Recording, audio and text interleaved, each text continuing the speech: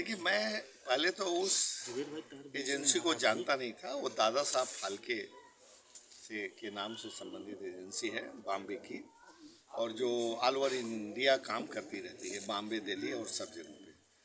उन्होंने क्या क्राइटेरिया पर चुना मुझे, ये सचमुच मुझे नहीं पता है कैसे चुना। कुछ देखा होगा, सुना होगा, लोगों से बातचीत, क्योंकि वो लोग अपने ढंग से प्रच्छन्न रूप से, गुप्त रूप से वो लोगों से बातचीत में अपने आदमी भी भेजते हैं। ऐसा बताया गया अलग अलग क्षेत्र में वो अपने ढंग से चुनते हैं। किस क्राइटेरिया पर चुना मुझे, ये मैं आपको नहीं बता सकता, क्योंकि मुझे मालूम ही नहीं है। उनका क्राइटेरिया अपना अलग है, लेकिन केवल यही वो सत्य है, फैक्ट है कि ये मिला है और उन्होंने मुझे चुना।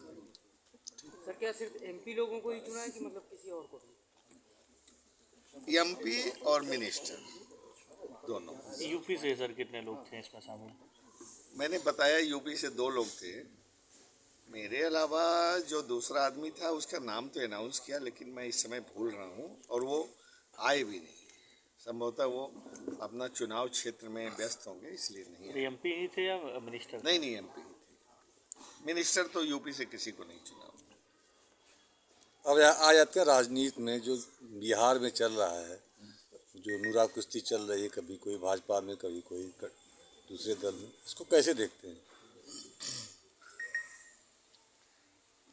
उसको हम बहुत सहज भाव से लेते हैं। जो भी राजनीति में, अभी हमने थोड़े देर पहले, आप नहीं आए थे तो मैंने बताया कि जो भी राजनीति चल रही है, जो भी राजनीतिक नुमाइंदे हैं,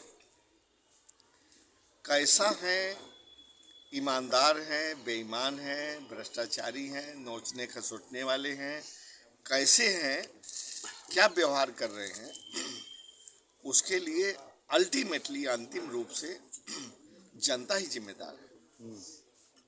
अगर उनको ये जरा सा भी एहसास होता, देखिए, हम ये कहना चाहते हैं कि दल बदलना आज के समय में बहुत नेचुरल, रूटीन प्रक्रिया है।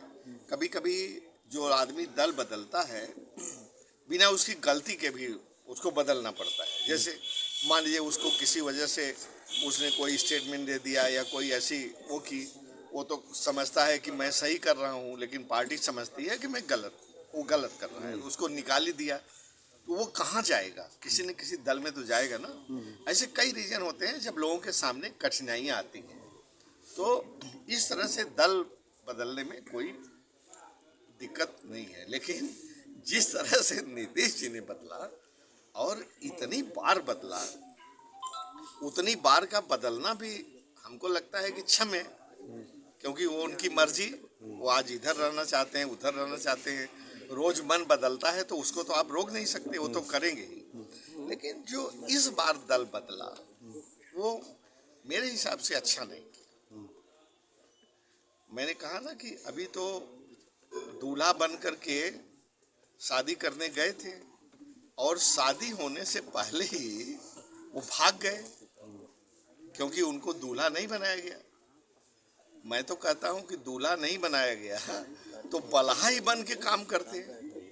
तो क्या है, व्यक्तिगत स्वार्थ, व्यक्तिगत महत्वाकांक्षा और सिद्धांत, दोनों दो अलग अलग पहलू हैं। हर आदमी लालची है, हर आदमी महत्वाकांक्षी है, लेकिन हर आदमी की डिग्री अलग अलग है।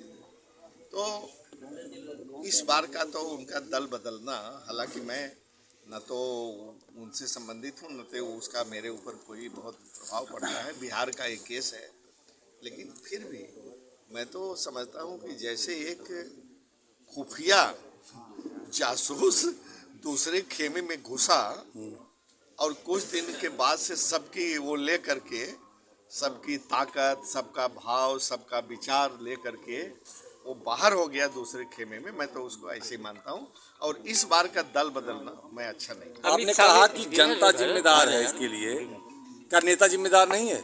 हाँ सर। नहीं, नेता भी जिम्मेदार है, लेकिन अगर जनता चाहती, देखिए, आपको मैं बताऊं, इसी आप समाज में देखिए, कहीं भी देखिए, देश में देखिए, प्रदेश में देखिए, तो अगर जनता चाहती कि सही व्यक्ति को चुनना, तो सही व्यक्ति चुनता। अभी एक लाइन मैंने और कहा था कि जो नुमाइंदे हैं, राजनीतिक नुमाइंदे हैं, वो जनता का दर्पण है। जनता कैसी है, उसी के वो दर्पण है। क्योंकि अगर जरा सा भी उनको, नीतीश जी को या किसी को ये एहसास होता कि इतनी बार दल बदलने से जनता कुछ इसको माइंड नहीं करेगी, तो कभी उधर कदम नहीं रखते। अमित शाह ने कहा था कि नीतीश के लिए सारे दरवाजे बंद है, और उधर नीतीश ने भी कहा था कि मैं मर जाऊंगा लेकिन जाऊंगा नहीं। इसको किस नजरिए से देखते हैं, जिस तरह से दोनों तरफ से बयान हुआ? देखिए क्या है, सबको अपनी कही हुई बात को याद रखना चाहिए और भरसक पूरा करने का प्रयास करना चाहिए। बड़े नेता लोग हैं, उनको तो और करना चाहिए,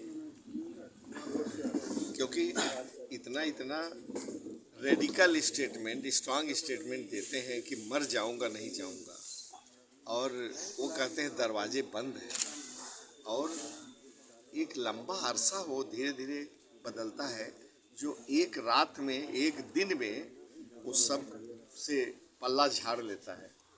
तो मैं तो चूँकि मैं ऐसा नहीं हूँ, तो इसलिए मैं इसको बुरा मानता हूँ। 2024 में क्या स्थिति रहेगी नीतीश कुमार का? कैप्टन ही आउट हो गया, 2024 में क्या स्थिति रहेगी नीतीश कुमार, क्या रोल रहेगा उनका 2024 के चुनाव में? क्या रोल रहेगा नीतीश कुमार का?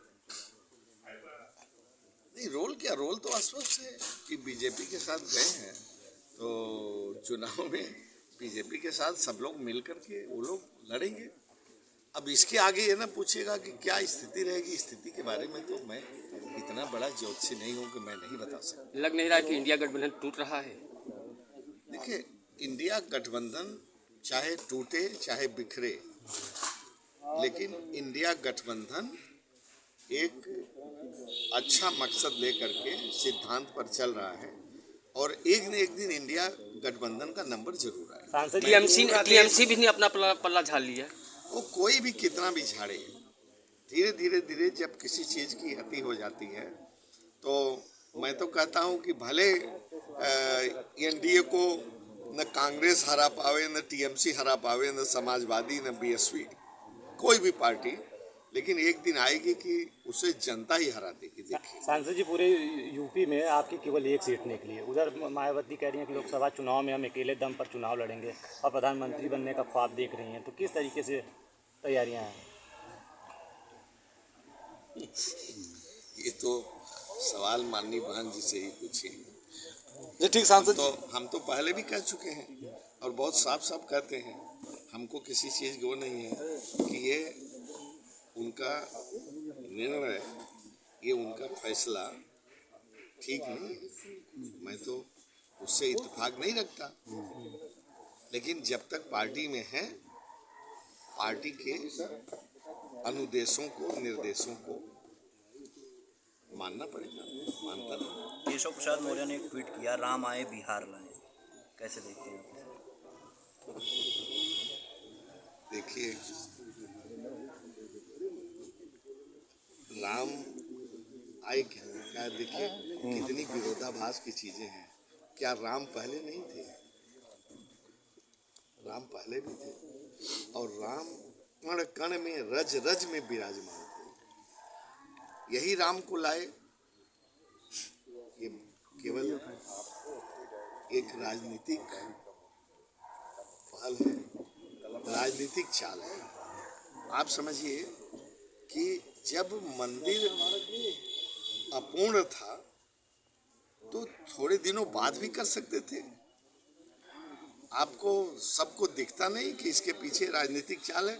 हम भी हिंदू हैं, हिंदू धर्म को बढ़ाइए और खूब पूजा पाठ करिए, खूब राम कृष्ण हनुमान सबका दर्शन करिए, लेकिन उसका राजनीतिक लाभ, राजनीतिकरण करने की कोशिश न करें। सबको दिख रहा है, भले आप बोलें या न बोलें, सबको दिख रहा है कि ये जो 22 जनवरी को जो रामलला को लाए हैं, ये महज केवल एक राजनीतिक हथियार है। क्या रामलला किसी एक के तो है नहीं, रामलला तो सबके आपके हैं। बयान क्यों का भी सब? आपके बयान का भी काफ़ी विरोध हुआ था जो आपने एक चैनल के डिबेट में दिया था। क्या आपने न्यूज़ 24 के जो डिबेट में बयान दिया था, उसको लेकर जौनपुर में नहीं बताइए कौन सी? आपने जो कहा था कि अगर कुछ जो अन्य समुदाय के लोग हैं वो चढ़ाई कर दें। नहीं नहीं, मेरा बयान अभी भी कायम है। मेरा बयान जो है वो टीवी डिबेट में था कि वो कह रहे थे कि वो सरजू नदी जो है खून से लाल हो गई, हजारों कार सेवक मार दिए गए। तो आप किसी को 20 कार सेवक मरे थे, हालांकि दुर्भाग्य की बात है कि 20 लोग भी मरे थे, लेकिन ऐसा तो करना पड़ता है। माननीय मुलायम सिंह यादव जी ने